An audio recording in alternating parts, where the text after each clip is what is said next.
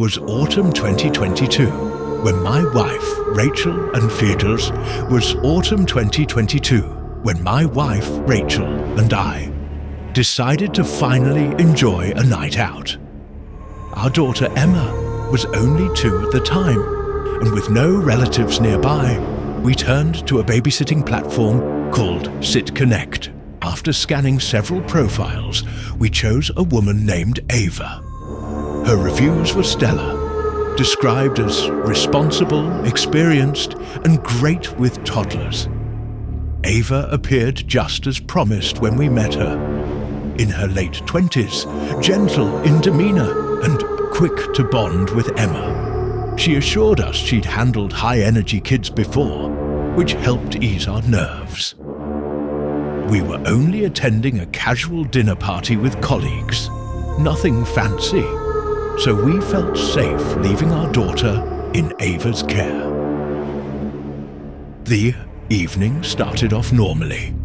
Rachel and I enjoyed some downtime, chatted about work, and relaxed knowing Emma was in trusted hands. We even texted Ava mid-evening, and she responded that Emma was asleep and everything was smooth. But on our drive back home around 11:30 p.m, I had an odd feeling, just a gut instinct that something was off.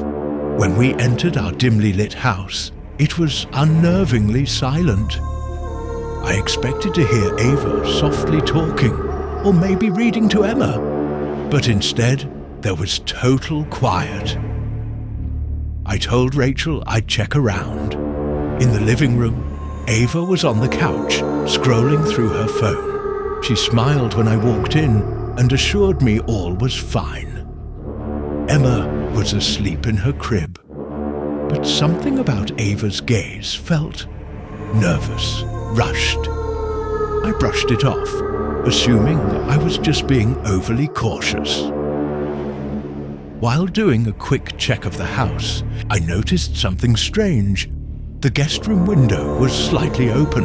I couldn't recall leaving it that way. Shrugging off the suspicion, I decided to check the footage from our basic security cameras via my FOAT first. Everything looked normal. But then I saw footage from just after we'd left.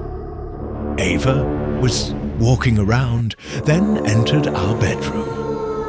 The angle wasn't perfect, but it clearly showed her rummaging through our drawers, and at one point, slipping something into her bag.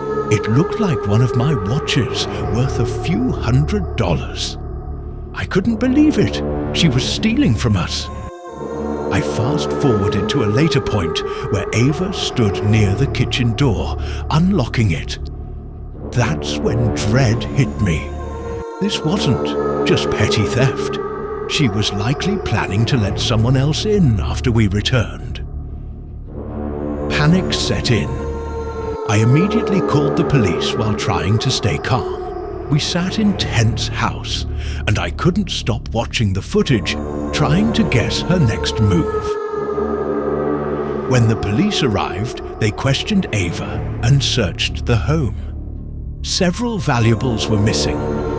Despite the video evidence, Ava denied everything. She claimed she was just looking for something to feel more comfortable, which made no sense. She was arrested, but even then, I felt an eerie unease. The unlocked window kept bothering me. Was someone else supposed to enter through there? Had we narrowly escaped a break-in, or something far worse? That night, I couldn't sleep. The thought that this might have been more than theft, possibly a coordinated plan, haunted me. To this day, we never heard from Ava again. The authorities had no further leads. I still don't know what her real intentions were, or whether someone else was involved. But I do know one thing. Since that night, our home has never felt quite the same. Back in 2018, I moved to Denver for a new job and was looking for a cheap place to live. After checking around online, I found a post from someone named Lauren. She had an extra room in her apartment, and the rent was surprisingly affordable, almost too good to be true. But after texting for a few days and having a video call, she seemed nice, maybe a little odd, but nothing alarming. I moved in within a week. Lauren was in her late 20s, worked from home and kept to herself. The apartment was neat, the area safe, and at first everything was fine. We barely spoke, but I preferred that. I was always exhausted from work, and she was always locked in her room, typing away on her laptop. A few weeks passed, and I started noticing strange things. Small stuff went missing.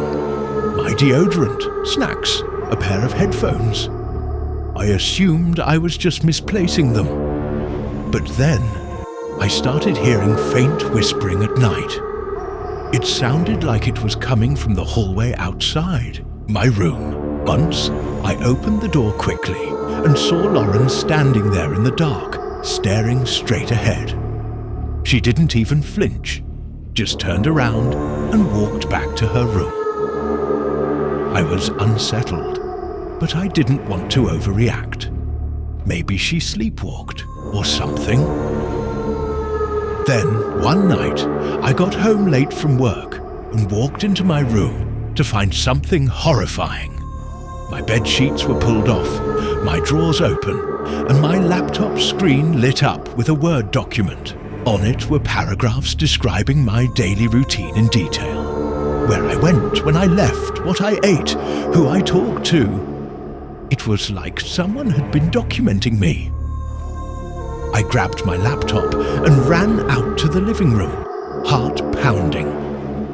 Lauren was on the couch, staring at the TV, which wasn't even on. I asked her if she'd been in my room. She slowly turned her head and said, "You should lock your door. Some people don't respect boundaries." That was it. No apology, no explanation. I locked my room that night with a chair against the handle and barely slept. First thing in the morning, I packed my things while Lauren watched from the hallway, holding a mug and smiling faintly. I didn't even wait for my deposit back. A few months later, curiosity got the best of me. I searched Lauren's name again, this time using different keywords. That's when I found a local news article about a woman with the same name, same apartment address, who had been involved in a stalking investigation 2 years earlier. Charges were dropped due to lack of evidence.